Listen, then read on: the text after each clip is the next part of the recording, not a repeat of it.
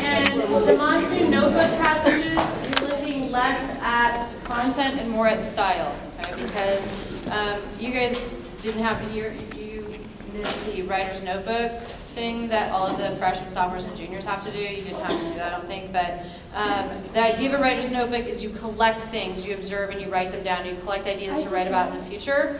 And it is fragmented, it is disconnected, it drops off, it picks up, it repeats, because it's, the way we tell them to do it is like anytime they feel compelled to jot something down, they grab it and jot something down. And so it doesn't tie to what they wrote the day before or 10 minutes before. So I think that's what he's doing, because he is, he's been a novelist before he writes this. He is a writer. I think he's chopping out part of his notebook, like the ellipses.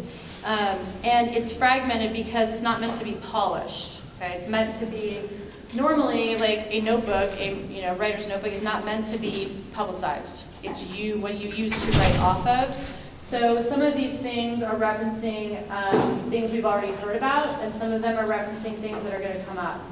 Right, in the future. So you kind of pick and choose which things stand out to you as far as content. But there are a couple key hints in there. Like I watched my sister.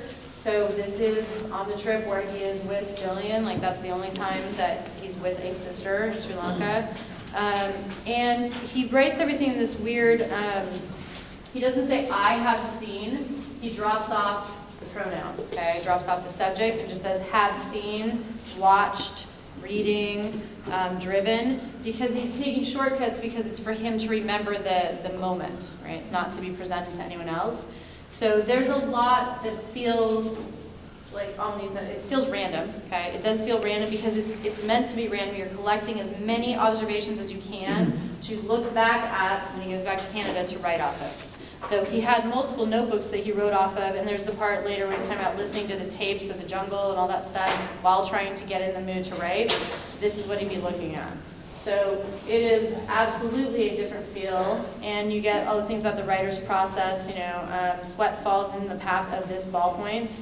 Okay, he's sitting in the back of the Jeep and fruit's rolling around. A durian is just another kind of fruit. If you ever live in California, they're called breadfruit, and they smell disgusting, absolutely heinous. And so he's talking about describing it. They rot, like they rot before they fall off the tree, and then they just sit there and like fester. It looks like a grapefruit, and it's just gross. My college had lots of breadfruit trees on it. And so this is all like sensory imagery, right? Everything he feels, sees, smells, but he's also getting at some cultural things. Okay, so rainstorms that flood the streets, that's referencing all of the monsoons. The bullocks hold up traffic, so like having to stop for the lower class people with their animals walking across the street. What's a bullock? Just a bull, like an oxen, like that kind of thing. Yeah. So again, with culture, River had a question earlier, was you didn't understand information about plastic dolls? Sorry. But it's just highlighting that dolls used to be made with like porcelain faces, so like that changed the culture. Yeah, modernization, that they used to be fragile and now they're not. Yeah, so it goes to things lasting longer. Newspaper clippings fade and fall apart, but the information, the rumors, those things stay. And that's all he's doing, he's collecting information. Like all of these things over here are things he's seen. And some of it's really, talk about anesthetic imagery. The pig just dead, having his hairs burnt off on the Canal Road, that's disgusting. And that's what he'd be driving by and seeing. And then people that he knows, okay, who have never left. And so he's the outsider, and he's observing it.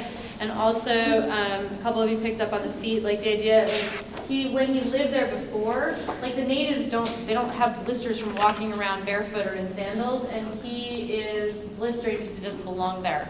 Like he can't tolerate the walking, he can't tolerate the clothing. So the obsessional sarong buying, when he got there, he obviously bought all the clothing, the sarongs to fit in to recreate his identity, and it's wrong, it doesn't fit.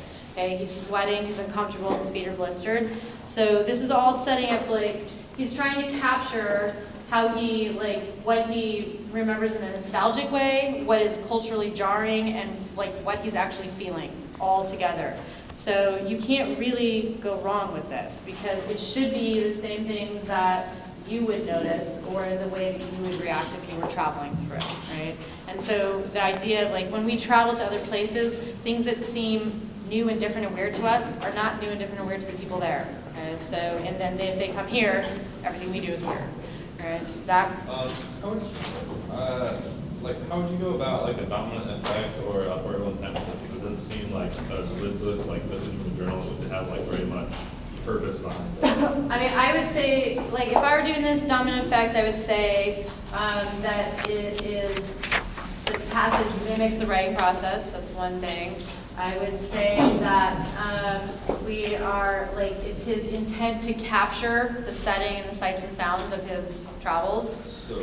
So authorial intent. So mimicking the writing process, like essentially like trying to convey like his experience of Ceylon.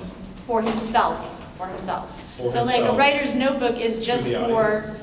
yeah, see, that's what's postmodern about this, right? So, Damn. I know, I'm sorry, you will love postmodernism at some point, and you'll thank me later, okay? You will love it.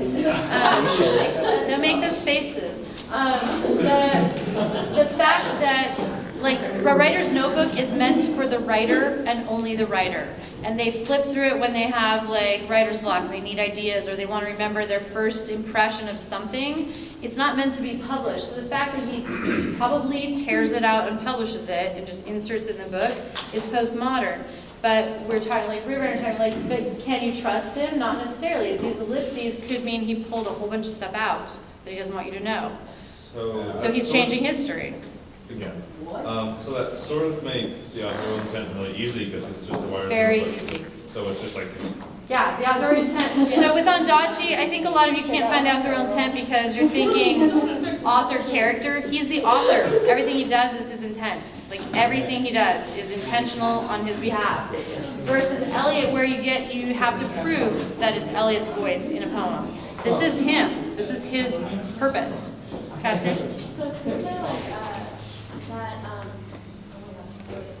okay, we say that he just tore it out because he didn't want to change like the whole changing thing, like he just wanted to put it in because he didn't Sure. want it, like later. If you did that, you would argue that he put these in while writing it. That could be like. That it's him, like, I want to talk about what I just saw, the jungles and the gravestones at the church, like, I want to express, like, capture I just saw, and stalling, writers do that, we doodle, you know, or you draw dots or whatever, you could argue that that was in the moment he wrote that. So this could be his attempt to sort of like reverse what he was talking about earlier with the topical gossip. Yes. I know we don't really know what some of the thoughts were. This would be him trying to Genuinely capture him.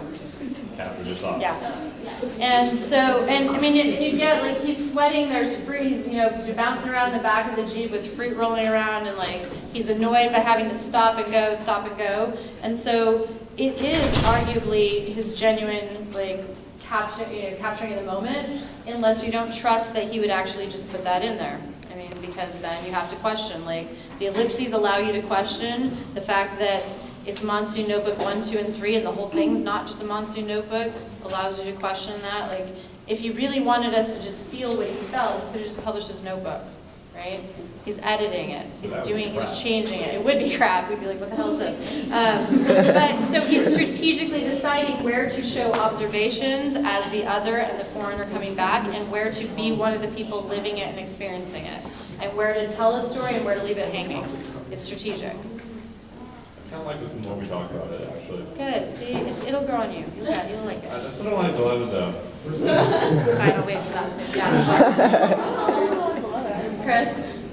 So doesn't dominant effect have to be like a device? No, it can be intent. It can be a theme. It can be a lit device. It can be the effect on you. It can be structure.